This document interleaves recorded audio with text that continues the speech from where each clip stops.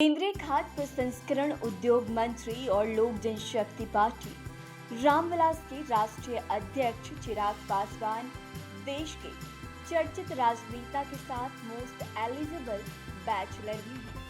आए दिन social media से लेकर चट्टी चौराहे पर राजनीतिक चर्चाओं के बीच चिराग पासवान की शादी पर बातें होती दिख जाती है। अक्सर प्रेस कॉन्फ्रेंस में पत्रकार भी चिराग पासवान से उनकी शादी के बारे में सवाल पूछ ही लेते हैं। मीडिया चैनल पर प्रसारित इंटरव्यू में भी चिराग पासवान से एक बार फिर से उनकी शादी को लेकर सवाल पूछा गया।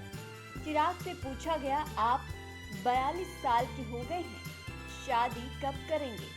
सवाल सुनते ही चिराग पासवान के चेहरे पर एक गुलाबी मुस्कान छा गई। चिराग ने मुस्कुराकर सिर झुकाया और कहा, अरे प्रभु, मत पूछा कीजिए ये सारे सवाल। Let's come back on politics.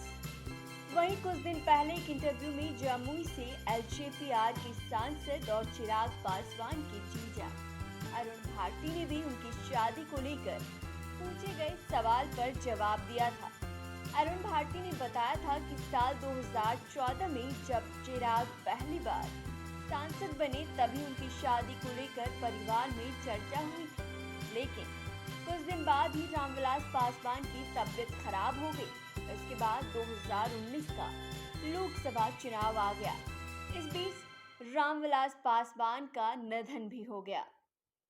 Arun Bharti ने कहा, पिछले 10 से 15 साल से चिराग पासवान और उनका परिवार स्थिर ही नहीं हो पा रहा है। इस शादी जैसे संवेदनशील बात के बारे में सोच समझ भी सके। हालांकि उन्होंने बताया कि परिवार के लोगों ने तय किया है कि साल 2025 के बिहार विधानसभा चुनाव के बाद फैमिली के तमाम लोग मिलकर चिराग को शादी के लिए तैयार करने का प्रयत्न जरूर करेंगे। चिराग पासवान से पूछा गया कि राजनीति में उनके पिता की पहचान एक मौसम वैज्ञानिक के रूप में हो रही है, वो इसे किस रूप में लेते हैं? इस पर चिराग ने कहा कि जब तक वो राजनीति में नहीं आए थे तब तक वो उसे तंज के रूप में देखते थे, लेकिन अब वो इसे अच्छा मानते हैं। चिराग ने कहा कि वो चाहते हैं कि मौसम वैज्ञानिक वाला उनके पिता का गुण उनके अंदर भी आए तो अच्छा ही है। उन्होंने कहा कि उनके पिता की ये काबिलियत थी कि वो जनता का मूड भांप लेते थे। खासकर 2003 के लोकसभा चुनाव को जिक्र करते हुए कहा कि उस वक्त किसी को अंदाजा नहीं था कि केंद्र में बीजेपी हार जाएगी और यूपीए की सरकार बनेगी, लेकिन देश भर में रामविलास पासवान ही वो नेता रहे जिन्होंने चुनाव से पहले ही कांग्रेस के साथ गठबंधन में गए और रिजल्ट इसी गठबंधन के पक्ष में आया। चिराग पासवान से पूछा गया कि उनके पिता दलित समाज की राजनीति करते रहे, लेकिन हमेशा सूट बूट में नजर आए, कलाई पर रोलेक्स वॉच लगाते, पॉकेट में हजारों रुपए की कलम रखते।